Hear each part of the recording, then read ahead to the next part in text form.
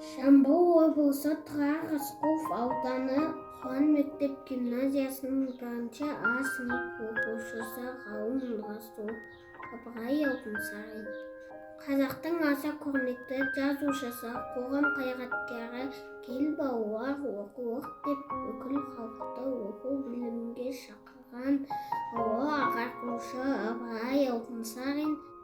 Ыбырай Алтынсарин атамыз 1841 жылы шамасынша қазанда Қостанай облысында дүниеге келген.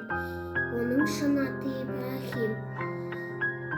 Биыл осы қазақтан шыққан алғашқы ұстаздың туғанына 180 жыл толып отыр.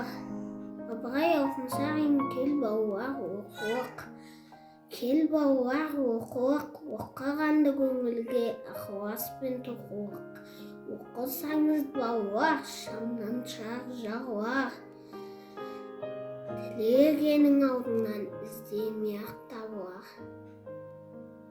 Істің болар қайғы, бастасаңыз алалап. Оқымаған жүреді, қараңғыны қармалап. Мал дәулеттің байлығы, бір жұртшаң жоқ болар.